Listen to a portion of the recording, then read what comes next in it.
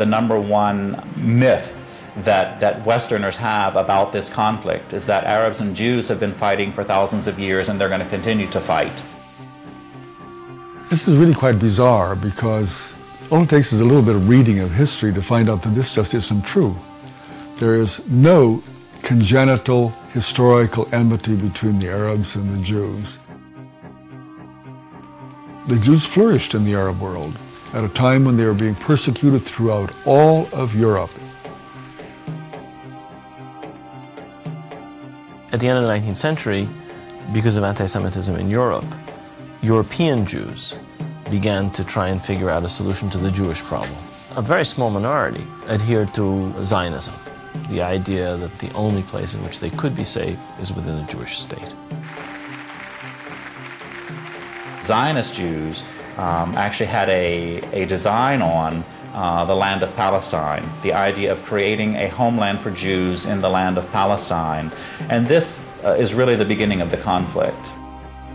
The mainstream Israeli Jewish society believed, because that's the way they had been educated, that Palestine was empty, had been empty when the Jewish settlers came there. Who paid the price when they settled there? Is it really true that Israel was a land without a people for a people without a land? Palestine was not empty. It was a land populated by Arabs who had a high level of culture, high level of education. With farms and markets and towns and villages and roads and commerce and lots of interaction with the rest of the world. The population was overwhelmingly Arab.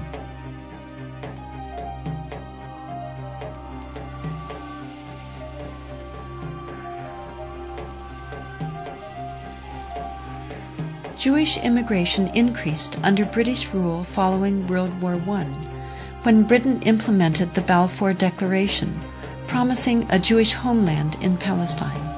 This measure conflicted with Britain's previous promise of self-rule for Arab inhabitants throughout the region. Britain was basically extremely supportive of the Zionist movement. It helped to establish all of the structures of a state. At the same time, the Arabs of Palestine were denied the right of self-determination.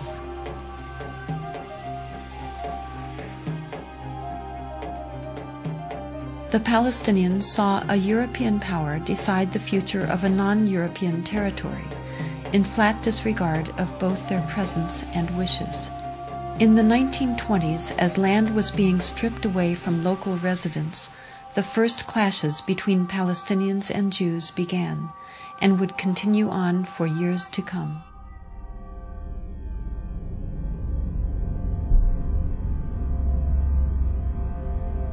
Until the early 1930s, the Jewish population of Palestine remained under 17%.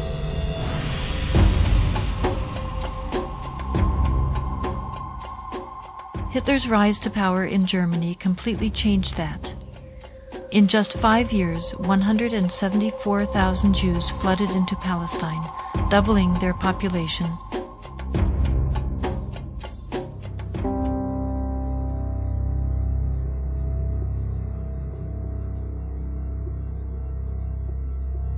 As the world attempted to make amends for the horrors of Nazi genocidal policies, efforts to make Palestine a Jewish homeland increased. The Palestinians, they were not the Nazis. They were not responsible for the Holocaust. But they were the ones who paid the price.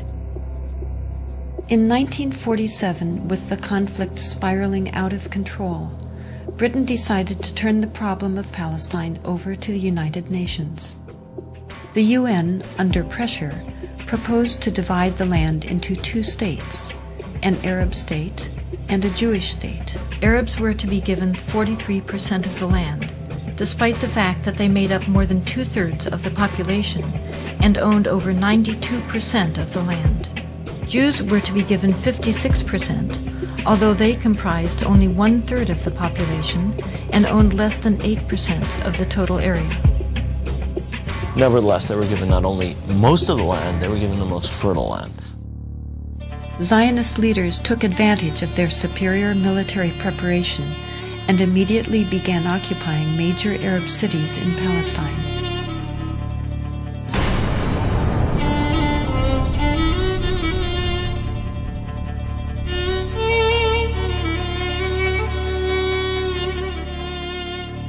was among the people that conquered Akko. When we were walking around, we entered a flat. There was a pair of shoes of a small child, maybe 2 years old. They didn't have time to put on the shoes, so they left the shoes and they ran away. They left everything.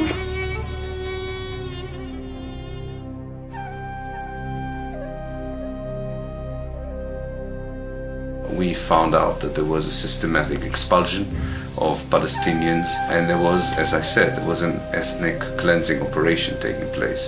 The most infamous campaign was the massacre at the village of Deir Yassin, where over 100 men, women, and children were systematically murdered.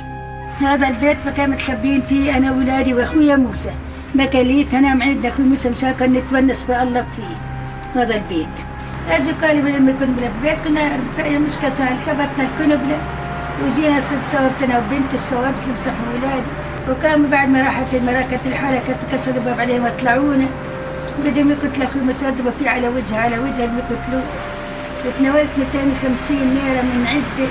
وقلت يا خواجة بس مشان الله الطالب بدها قلت للشي قال لي كتير انت كويس هات المصاري بارس وكوتش الحنو شو تسوي فيها كوتش الحنو اجراك يا ويلي هي زمتك على السلام تحري وذلك اللي هو ده حط لك الخمس زيت لا يكون راسك في موسك الدم حط لك 5 3 مليون تحت راسك.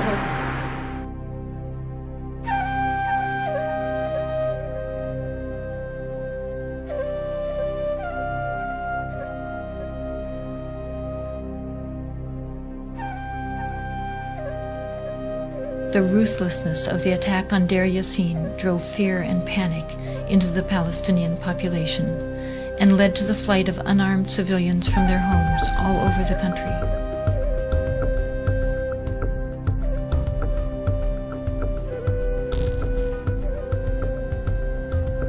As a result, maybe 300 or so thousand Palestinians had already been expelled before the first Arab soldier entered Palestine.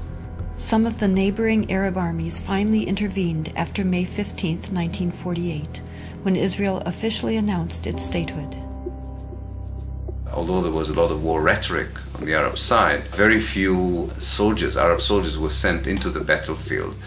And actually, for most parts of the war, there was superiority on the side of the Israeli army.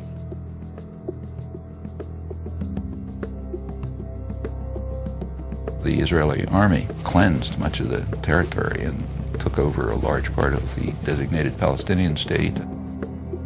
The new state of Israel encompassed 78% of the total land of Palestine.